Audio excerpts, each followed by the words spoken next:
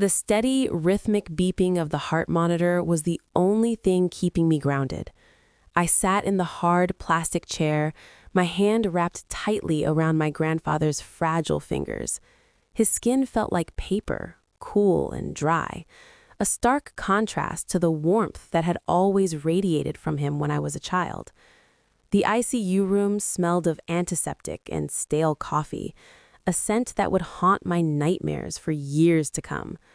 I was focused entirely on his shallow breathing, counting the rise and fall of his chest, terrified that each one might be the last. Then the heavy door clicked open. My stepfather, Richard, walked in. He didn't look at the man who had raised me. Instead, he looked at his expensive watch, tapping the face of it with an impatient fingernail. He let out a loud, exaggerated sigh that seemed to suck the air out of the small room. "Finally," he muttered, his voice booming in the quiet space. "The old bastard deserves hell for taking this long. Weak men deserve to burn." He looked at me, a cruel smile stretching across his face as I froze in disbelief. I didn't scream. I didn't cry. Instead, I felt a cold, metallic switch flip inside my brain. He thought he had just insulted a dying man. He didn't realize he had just created his own executioner. My mind flashed back, creating a split screen of memories that tore my heart in two. On one side was Grandpa. I saw him working double shifts at the factory, his hands stained with grease, just so he could buy me a proper winter coat. I saw him sacrificing his retirement savings to pay for my braces, telling me that my smile was worth more than any vacation. He was the man who taught me to ride a bike, who held me when I cried over bad grades, and who never once made me feel like a burden. He was the definition of strength and sacrifice. Then there was Richard. I looked at the man standing at the foot of the bed. He was currently complaining about the cost of the private room, making a sick joke that the hospital bill was going to cost more than Grandpa's life was actually worth. He called Grandpa a leech and a waste of space. The contrast was so sharp it physically hurt. Grandpa had given everything he had to ensure I had a future. Richard only cared about what he could take. I realized then that this wasn't just accidental cruelty. It was predatory.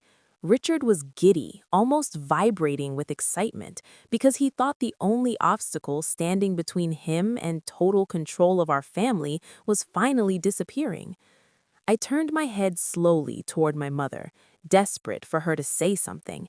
She was sitting in the corner, flipping through a magazine as if we were in a dentist's waiting room and not watching her father die. "Mom," I whispered, my voice cracking, "did you hear what he said?" She didn't even look up. She just adjusted the strap of her purse and smoothed her skirt. "Don't start a scene, honey," she said dismissively. "Richard is just stressed. You know how he gets with hospitals." The nurses in the hallway, who had undoubtedly heard Richard's booming voice, looked away, suddenly finding the floor tiles very interesting. They were uncomfortable, but they weren't going to intervene.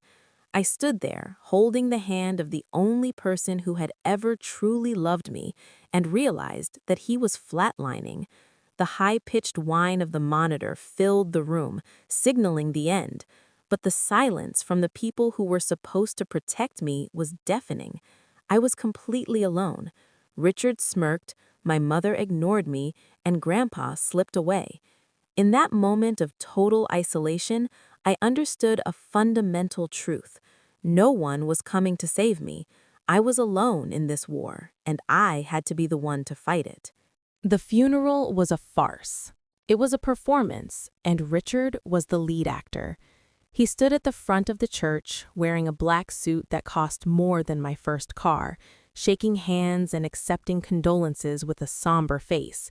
But every time he came near me, the mask slipped. As we stood by the open casket, he leaned in close, his breath smelling of mints and expensive scotch. "Natural selection," he whispered, just loud enough for me to hear.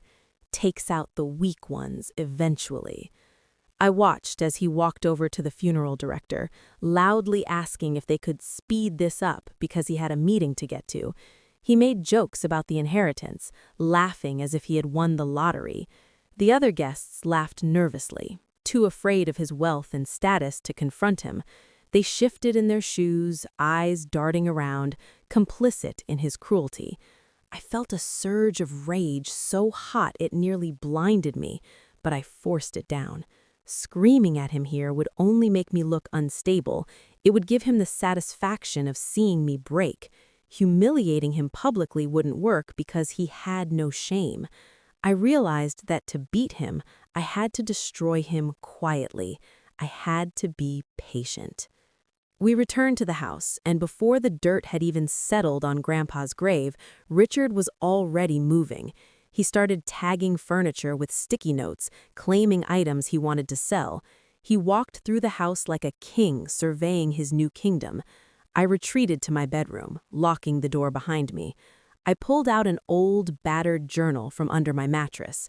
For years, Richard had ruled our house through fear and financial manipulation. He controlled every penny, tracked every mile on the car, and threatened to kick me out if I ever stepped out of line. But he had made a critical mistake. He assumed I was stupid. He assumed that because I was quiet, I wasn't paying attention. I opened the journal and looked at the notes I had been keeping for months. Because Richard thought I was invisible and weak, he was incredibly careless around me. He left his phone unlocked on the kitchen counter while he went to the bathroom. He left bank statements on the dining table. He left his email open on the family computer.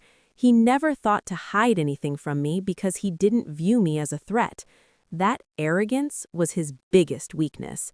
I sat on my bed, staring at the dates and numbers I had written down, realizing that my invisibility was actually my greatest weapon. It was late, past 2 in the morning, when I heard the garage door rumble open. My bedroom was directly above the garage, and the vents carried a sound perfectly. I slid out of bed and pressed my ear to the floor vent, holding my breath. I heard Richard's voice, low and angry. He was on the phone. "I told you to move the inventory tonight," he hissed. "I don't care about the risks. Just get it to the warehouse." I froze. He wasn't talking about his legitimate consulting business. He was talking about offshore accounts and laundering. I listened as he listed specific amounts of money, huge sums that didn't match the lifestyle he claimed he was struggling to maintain. He laughed then, a cold, hard sound. "The old man is dead," he said into the phone. "The trust is accessible now. I can cover the gap before the audit." My blood ran cold. He wasn't just a cruel stepfather. He was a criminal. He had been running illegal schemes for years, and now he planned to use Grandpa's money to cover his tracks. He thought he was safe in the garage, speaking to a co-conspirator. He had no idea that the useless stepchild upstairs was taking notes on every single word. I sat in the dark, my hand shaking as I held my phone. I had recorded the last 5 minutes of the conversation through the vent. The audio was a bit muffled, but the words laundering and fraud were clear enough. My thumb hovered over the emergency dial button. I could call the police right now. I could hand this over and have him arrested by sunrise. It would be justice. It would be the right thing to do. But then I remembered the hospital room. I remembered him calling Grandpa weak and saying he deserved hell. A simple arrest was too good for him. If I called the police now, he might get out on bail. He might hire expensive lawyers and wiggle his way out of it. He might even blame my mother. No, I didn't want him in a holding cell for a night. I wanted him to lose everything. I wanted him to feel the walls closing in. I wanted him to experience the same helplessness he had forced on my grandfather. I put the phone down. I didn't want blood. I wanted consequences. I made a choice right then. I wouldn't rush. I would let him think he had won, and then I would burn his life down from the inside out. I waited a week. During that time, I acted completely normal. I went to school, I did my chores, and I ate dinner across from him without saying a word. Meanwhile, I organized the data. I had photos of bank statements, audio recordings, and dates of suspicious trips. I didn't send them to the police, though. I did some research and found the name of a specific auditor who had been trying to investigate Richard's company for years, a man Richard had bragged about outsmarting. I put everything into a large manila envelope, no return address, no note, just the raw data and the recordings on a flash drive. I mailed it from a post office 3 towns over, wearing a hoodie and keeping my head down. That night at dinner, Richard was eating a steak, complaining that it was overcooked.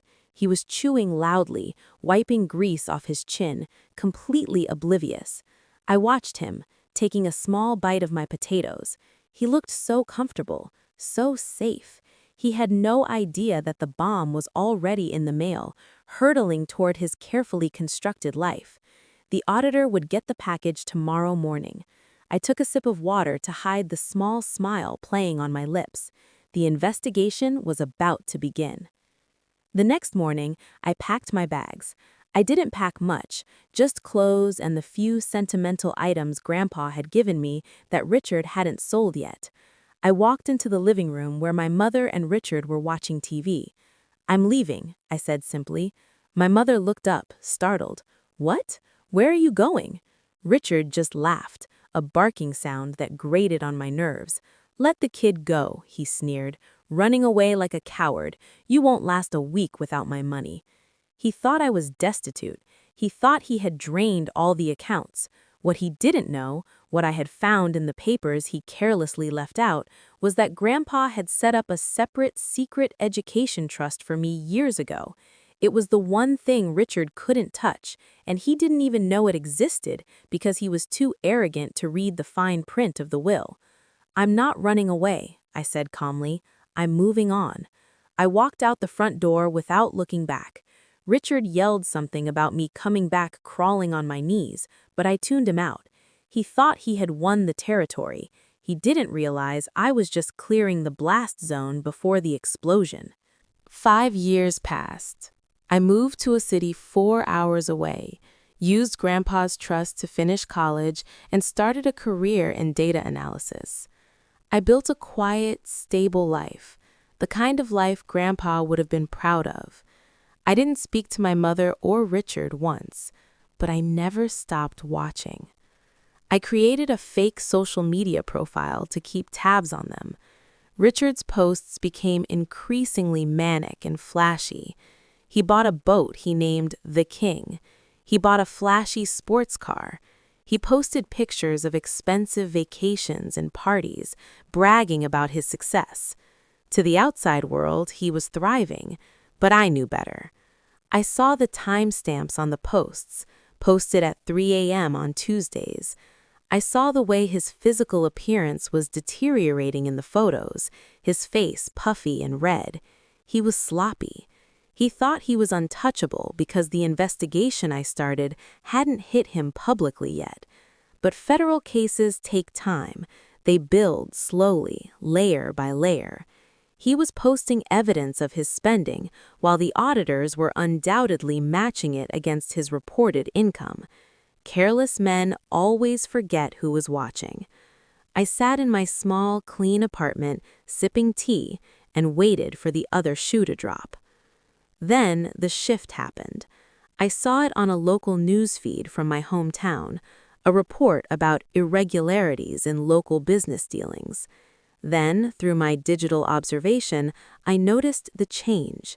The flashy posts stopped abruptly. Richard's business partners, who used to comment on all his photos, went silent. I checked the public property records. A lien had been placed on the house. The noose was tightening. One evening, my phone rang. I looked at the caller ID and saw a number I hadn't seen in 5 years. It was Richard. I stared at the screen, letting it vibrate against the wooden table. He called again and again. He wasn't calling to apologize. He was calling because he was scared. He wanted to know if I knew anything, or maybe he wanted to ask for money, assuming I had failed and would be desperate for his help again. He started drinking heavily. I knew this because a mutual acquaintance mentioned seeing him getting kicked out of a bar at noon. The unmarked cars were likely parking on his street now. The feds were watching. I let the phone ring until it went to voicemail. Then I blocked the number. He died terrified. He spent his final moments on Earth wondering who had turned him in, wondering when the police were coming. He got no redemption, no peaceful goodbye, no final moments of clarity. He just ceased to exist, consumed by his own fear. I hung up the phone and sat in silence. I expected to feel triumphant. I expected to feel happy. Instead, I felt a strange hollowness. The monster was dead. The threat was gone. But the damage he had done was still there, and the story wasn't over yet. Richard might have escaped a prison cell by dying, but he had left a mess behind, and there was someone else who needed to answer for their part in the cruelty. I went to the funeral. It was sparsely attended. The feds were actually there, standing in the back taking photos. Even in death, Richard was under investigation. But as the casket was lowered, I watched my half-sister, Chloe. She was Richard's biological daughter, his golden child. She had mocked me right alongside him. She had laughed at Grandpa's funeral. She had enjoyed the fruits of Richard's crimes, driving the cars and wearing the jewelry. Now she was inheriting the business. She stood by the grave, looking not grieving, but calculating. She thought that with Richard dead, the investigation would stop. She thought she could just take over the accounts and keep the money flowing. I watched her whisper to one of Richard's old associates. She was arrogant, just like her father. She didn't realize that the investigation didn't die with him. The feds were looking for the money, and she was the one moving it now. By stepping into his shoes, she had painted a target on her own back. The apple hadn't fallen far from the rotten tree. It was just as poisonous. 3 weeks after the funeral, my phone buzzed. It was Chloe. Her voice was high-pitched and frantic, dripping with fake sweetness. "Hey, it's been so long," she said. "We should bond. I really miss you. Family should stick together, right?" I almost laughed. She had never wanted to bond when I was living in the house. She continued, "Actually, I have a tiny favor. My car is in the shop and I need a ride to run an errand. Can you pick me up?" I knew immediately what this was. She wasn't calling because she missed me. She was calling because she needed to move something, cash or documents, and she was too paranoid to use her own car or a taxi. She thought I was still the clueless doormat she could manipulate. She thought I was safe, stupid, and loyal. "Sure, sis," I said, keeping my voice level. "I'm actually in town. I'd love to take you for a ride." I hung up and walked to my car. It was a modest sedan, nothing she would recognize. I checked the back seat to make sure it was empty. Then I checked the child safety locks on the rear doors. They were engaged. I picked her up in front of the old house. She jumped into the back seat, clutching a heavy black backpack to her chest. She looked pale and sweaty. As I pulled away from the curb, she started rambling.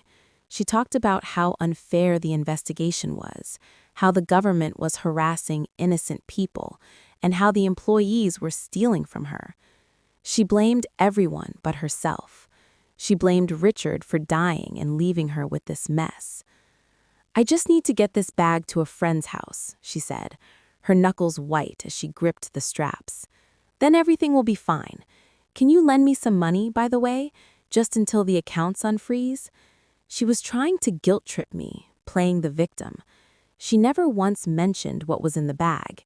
She never once asked how I was doing. She just sat there, using me, thinking she was the smartest person in the room.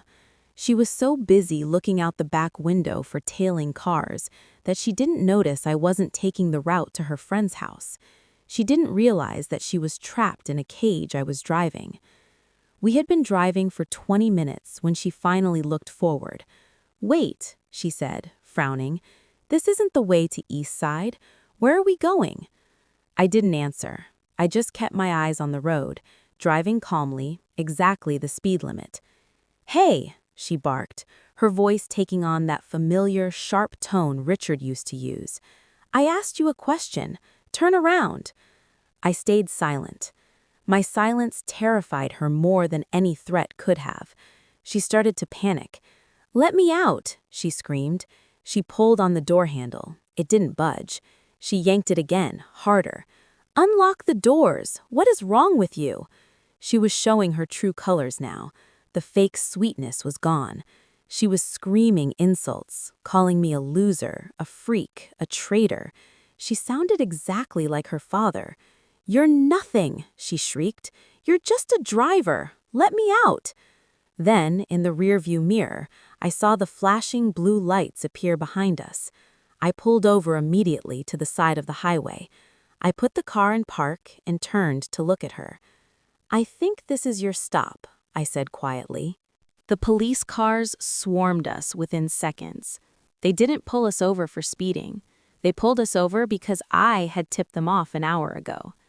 I had told the lead investigator exactly where I would be, what car I was driving, and that my sister would be in the back seat with a backpack full of laundered cash and incriminating hard drives. Chloe screamed as the officers opened the back door. "He kidnapped me," she yelled, pointing at me. "I don't know what's in the bag." But the police weren't listening. They dragged her out, the backpack falling to the asphalt with a heavy thud. They cuffed her hands behind her back. She looked at me, wild-eyed, realizing for the first time that this wasn't an accident. She realized that the weak step-sibling she had tormented for years had just served her up on a silver platter. I sat calmly in the driver's seat, my hands on the wheel, watching the golden child hit rock bottom. I didn't feel fear. I felt a sense of completion. One of the officers leaned in to take my statement, but Chloe was still screaming. She was pressed against the glass of the squad car, her face distorted with rage and tears. "Why did you do this?" she shrieked, her voice cracking. "We're family. How could you do this to family?" I asked the officer for a moment. I rolled down my window and looked her dead in the eye. The distance between us felt like miles, though it was only a few feet. I thought about the hospital room. I thought about Grandpa. I summoned the memory of Richard's voice, the arrogance, the cruelty. I spoke clearly, making sure she heard every syllable. "Greedy people deserve hell," I said, repeating the words Richard had spoken over Grandpa's dying body. "You just got there first." Chloe's face went pale. She stopped screaming. The recognition hit her like a physical blow. She finally understood. This wasn't just about the law. This was about the balance. This was payment for a debt they had accrued years ago. The officer closed the door, cutting off her gaze, and drove her away. Weeks passed. The legal proceedings were messy, but I was cleared of any involvement thanks to my cooperation. My mother was practically catatonic, unable to handle the shame and the loss of her lifestyle. Because she was incapacitated and Chloe was in jail awaiting trial without bail, the responsibility of handling Richard's remains fell to me. It was a bureaucratic technicality, but it felt like fate. I went to the funeral home to pick up the urn. It was a heavy, brass container, far more dignified than the man inside it deserved. I held it in my hands, feeling the cold metal. It was heavy. It felt like the physical manifestation of years of abuse, of every insult, of every moment of fear he had instilled in our house. I walked out to my car and placed the urn on the passenger seat. I didn't buckle it in. I stared at it for a long moment. I knew exactly what I had to do. There was no hesitation in my mind. The plan had been forming since the day of the funeral, and now I had the final piece. I drove to the old family home. It had been seized by the bank and sold to a developer who planned to tear it down. It stood empty, the lawn overgrown, the windows dark. It looked like a corpse of a house. I parked in the driveway and got out, carrying the urn. I didn't go inside. I just stood in the driveway where he used to wash his expensive cars, where he used to yell at me for walking too loudly. There were no speeches. I didn't say a prayer. I didn't shed a tear. Society tells you that you should forgive, that you should be the bigger person to find peace. People say that holding on to anger is like drinking poison and expecting the other person to die. But they are wrong. Sometimes anger is the fuel that keeps you alive. Sometimes forgiveness is just permission for the abuser to hurt you again. Forgiveness is for people who are sorry. Richard wasn't sorry. He was never sorry. And so I refused to offer him a grace he never earned. I refused to honor his cruelty with my mercy. I got back in the car and drove to the seediest part of town. I found a dive bar that Richard used to rant about whenever we drove past it. He hated places like this. He called them filthy and beneath him. Behind the bar, down a narrow alleyway, sat a large, rusted commercial dumpster. The smell was overpowering, rotting food, stale beer, and garbage.